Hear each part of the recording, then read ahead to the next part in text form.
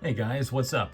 So it's been a long time, and part of that is because I'm lazy, but another bigger part is I just started to see the whole watch thing as like a consumerism addiction.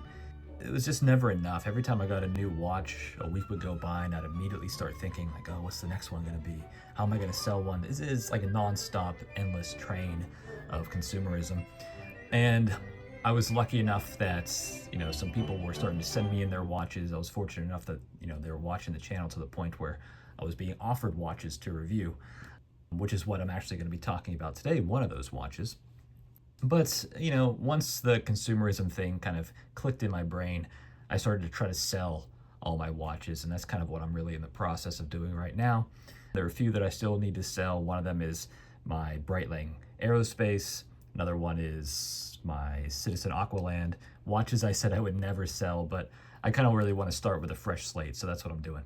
But today's watch is one of the ones, like I said, that was given to the channel, and I reviewed another Sheffield, but today we're going to be talking about a Sheffield All Sport solar watch, and it's been in here in this case for a while. I haven't pulled it out in a couple of months. Excuse me while I whip this out. Because this review is a couple of months overdue. And yes, it looks like the battery is almost worn down. So this is powered by a Miyota 2070 solar quartz movement. Whenever the movement gets drained of energy, because it hasn't been in any kind of light for a few months, you can see that it only ticks once every couple of seconds. That's kind of a low battery indicator. So I'm curious how much sunlight or even lamplight it would take to charge this thing back up to full capacity. It's an interesting watch. It looks very similar to the other Sheffield that I reviewed as far as the case goes, but the dial is something very, very different, as you guys can see. But before we get into that, let's talk about the size. The size of this watch, case-wise, 40.4 millimeters. I measured from the 10 to the 40 here. The thickness, 13 millimeters on the money. Pretty thin for a tool watch. The lugs, 20.1 millimeters, so almost bang on 20 millimeters. This will fit most straps you guys have. The lug to lug on this is 47.5 millimeters, so nice and short. That'll fit most wrists. Let's see, what else? The water resistance on this bad boy is 200 meters, and the weight is exactly 100 grams on this tropic style rubber or silicone strap, whatever it is. The case back is solid. You guys can see, hopefully it focuses. It says Sheffield All Sport Diver 1 GTB2. GTB2. Yeah, I don't know what that means, but it's a solid watch. It feels solid in the hand. It's got a 120 click unidirectional bezel, very tight, just like the other Sheffield, but I'm sure that if you use it a lot, it'll loosen up.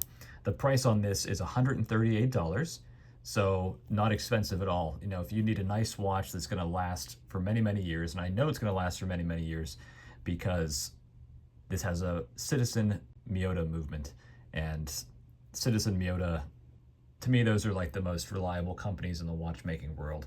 As much so, if not more so, than Rolex. I just think Citizen is absolutely top of the watchmaking game in terms of robust, reliable movements. So you're not going to go wrong there. Where you might go wrong, where you might not love this watch, is the dial. That's kind of going to be the thing that either makes or breaks it for you. I personally do not love this watch. I don't love this dial, and that's why it's been in the case for a few months. I really haven't worn it.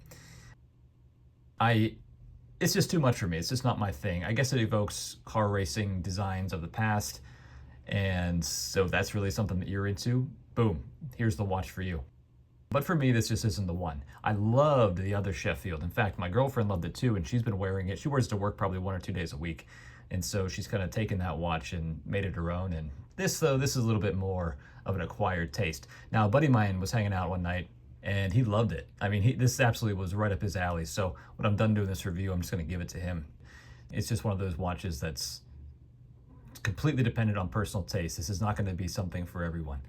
The lume on this is crazy good.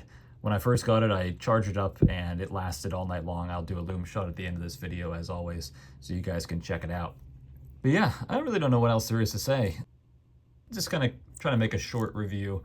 I do enjoy making these reviews. That's the thing is, I got really tired of all the consumerism surrounding watches and reading watch comment sections online, like all the guys on there always make me cringe. They're just so fucking pretentious, or I don't know, desperate for attention, desperate for validation. It all makes me sick.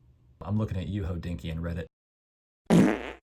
But the watches themselves, making these reviews, I always think that's kind of fun. So I really don't know what I'm going to do going forward. If anybody out there wants me to review one of their watches, let me know. I'd be happy to do it. I just am personally sick of paying for them. I think it's a little bit of an endless money pit. And yeah, what else can I say, guys? I did no planning for this video whatsoever, so it's gonna be real short. Take it easy, guys. I'll talk to you later. Adios.